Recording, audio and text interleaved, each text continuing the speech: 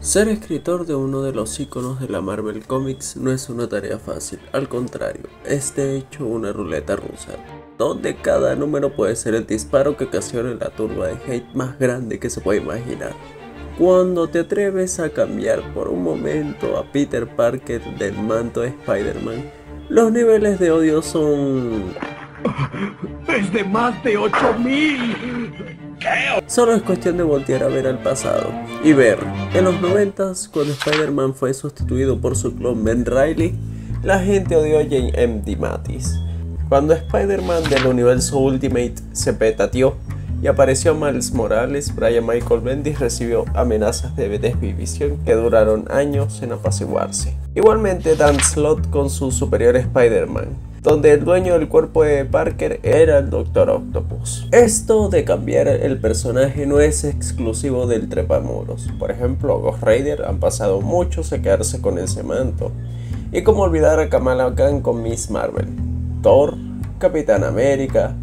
Parece que tarde o temprano el nombre y lo que conlleva usarlo pasa a manos de otros. Y aunque en ocasiones han salido cosas que se merecían ser repugnadas, al que parece llevarlo siempre al extremo sin importar qué, es al cabeza de red. Cada quien es dueño de decidir qué tanto le gustaron estos cambios, pero cuando volteamos a ver a Pedro Parques, ¿qué tenemos? ¿A qué nos ha llevado? La mayoría del fandom dirá que gracias a Zeb Wells, Spider-Man ha entrado a una decadencia total. Yo por mi parte voy a dar un paso más allá y diré que estamos, como el título y la miniatura sugerente del video lo demuestran, en la flanderización total de Spider-Man. Es como si no llevara nada puesto, nada puesto, nada puesto. En un resumen corto, la flanderización es cuando los rasgos y características que componen a un personaje son tan exagerados, hasta tal punto de que esto se vuelve lo único que compone su existencia. Para que entiendas un poco más, agarra de ejemplo al personaje de donde salió tal concepto, Ned Flanders. Cadera y mis glúteos hicieron contacto con los glúteos de otro joven. Ah, sí.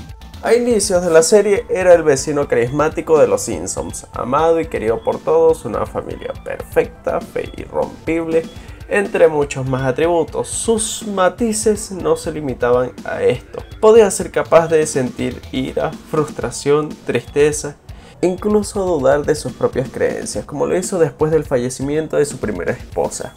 Pero poco a poco la parte religiosa fue exagerándose cada vez más con el paso de las temporadas, hasta tal punto que Ned se volvió un fanático extremo y controlador. Max Power tiene un buen video explicando todo este concepto, te dejo el link en la descripción, pero antes vamos a explicarte parte por parte por qué Spider-Man está flanderizado y si verdaderamente es Zeb Wells, su escritor actual, el absoluto culpable de tal cosa, o si hay por ahí otros posibles culpables. Empecemos. Los cómics del Arácnido nos presentaban a un adolescente que, por azares del destino, había adquirido superpoderes por la picadura de una araña radiactiva. Y a pesar de esto, en vez de usarlos de manera egoísta, luego de la muerte de su tío, los usa para pelear contra el crimen. Y las historias fueron avanzando teniendo estos elementos siempre presentes. Un hombre balanceando sus problemas económicos, maritales y demás con los problemas de su vida heroica. Con esto breve, las posibilidades para continuar las historias paso a paso parecen enormes. Pero, lamentablemente, resultó que los pasos han sido en círculo estos últimos años. Peter actualmente con casi 30 años sigue teniendo problemas económicos, maritales y superheroicos, sin ningún tipo real de evolución. A lo largo de los años, aprovechando su intelecto, ha intentado ser profesor, ha intentado ser científico, entre mucho más. Y siempre parece terminar sacando fotos mal pagadas de Spider-Man para el Daily Bugle y J. Jonah Jameson.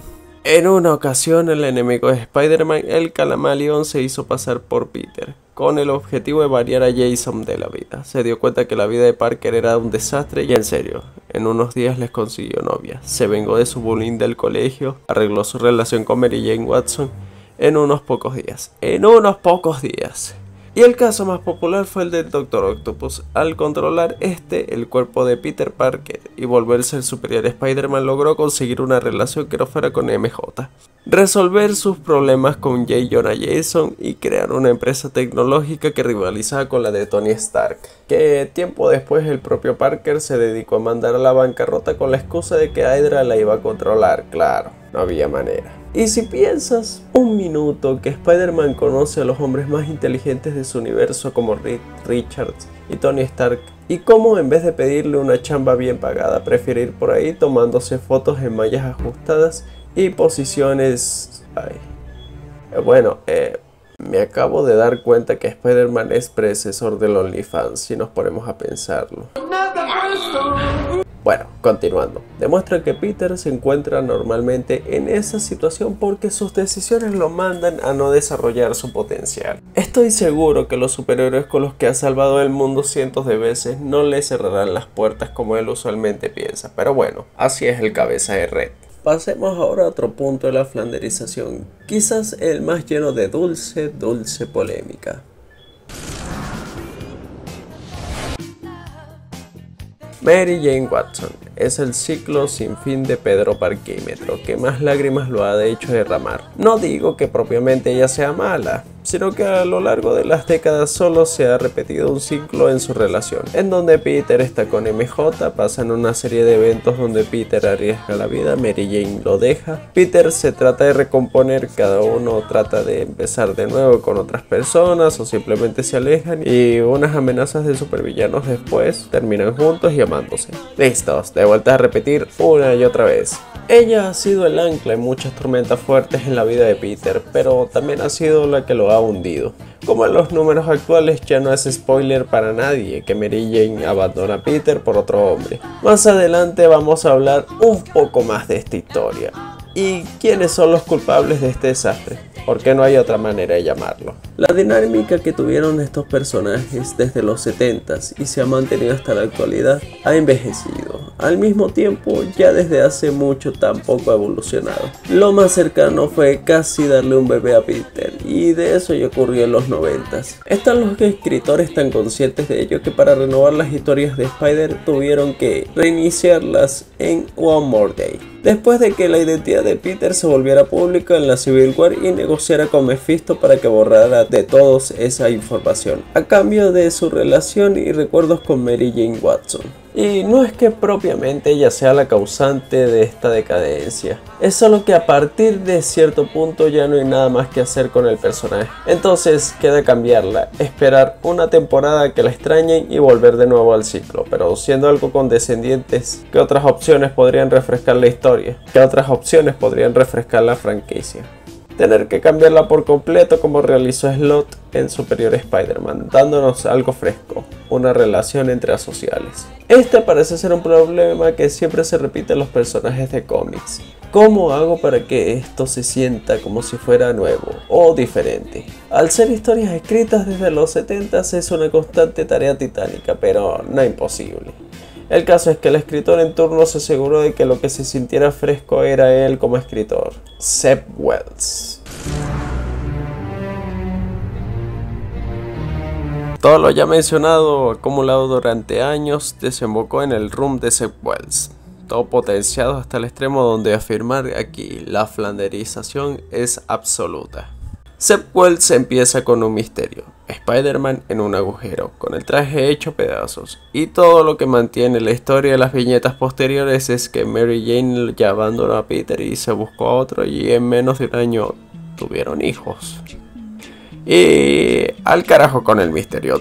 Todos estos números es ver más que nunca como todo lo malo que le pasa a Peter Parker es exagerado hasta niveles completamente exagerados. En los primeros números atrapado por Tombstone con esposas de titanio y recibe una paliza monstruosa, y unas viñetas después rompe una puerta de metal sólido como si fuera papel. La consistencia se fue de sabático, cariño. Resulta que todo fue un plan de Tombstone para derrotar a Rose. No hay mucho que decir a nivel de historia durante el cómic, pero en niveles de humillaciones y papiadas es una verdadera máquina.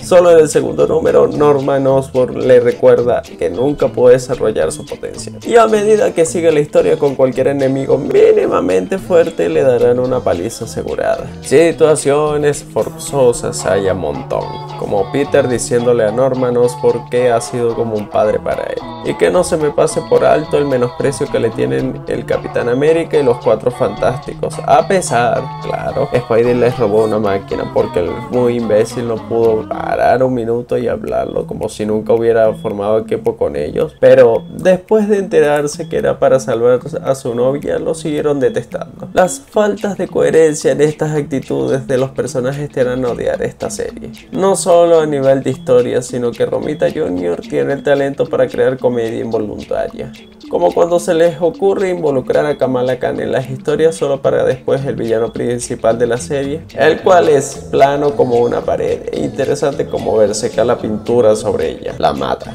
sí, pensando que era Mary Jane. Y lo que debería ser un momento triste se vuelve una serie de mediocres viñetas que terminan sintiéndose fuera de lugar por las expresiones faciales. Es como si todos estuvieran aburridos y por alguna razón la mole lo está disfrutando bastante. ¡Me corro! O vamos a lo que se puede considerar lo más infame para mí y quizás para todo el fandom. Paul. Sí, este tipo está con el único objetivo en la historia de dejar mal en todo lo que se pueda a Peter. Y no le bastó con robarle la novia, no le bastó con ponerle a criar hijos que ni siquiera eran de los dos y resultan ser ilusiones del papá de Paul, quien resulta ser el villano principal de la historia, sino que en cada aparición se asegura con cada pequeña acción de recordarnos todas las características flanderizadas de la arañita. Su pobreza, sus malas decisiones y cómo hasta él en esta serie puede patearle el trasero. Se especula que Paul es una autoinserción de Zeb Wells. ¿Y saben qué? Me lo creo. Me lo creo porque de otra manera tratar de humillar de forma tan continua a Spider-Man y dejar siempre a este como si fuera un chat de chats no tiene sentido.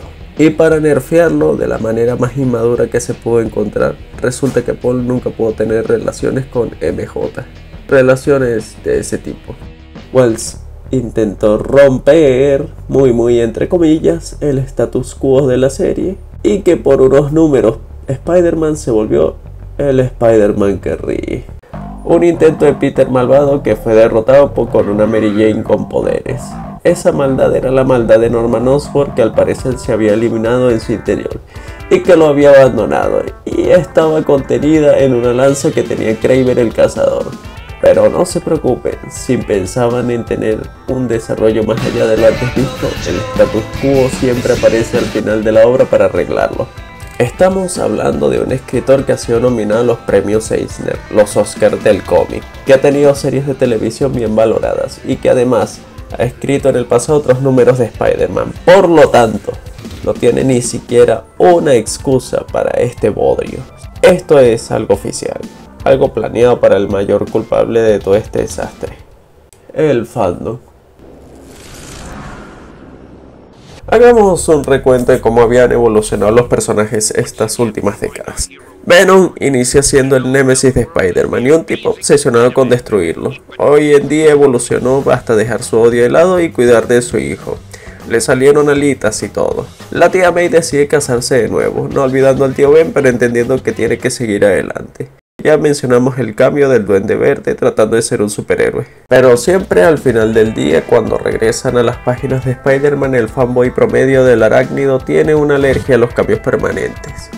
Si analizamos por un momento cuáles han sido los cambios más importantes en los últimos años, notamos que desde Brand New Day, cancelando el matrimonio de MJ y Pete, autores a posteriori no han vuelto a hacer nada que dure más de una década. Y no es que no lo intentaran. Si nos regresamos al principio con Ben Reilly, cuando lo iba a reemplazar en los 90s, Adam Slott con Superior Spider-Man o a Miles Morales, que quizás no cuente tanto ya que él es del universo Ultimate.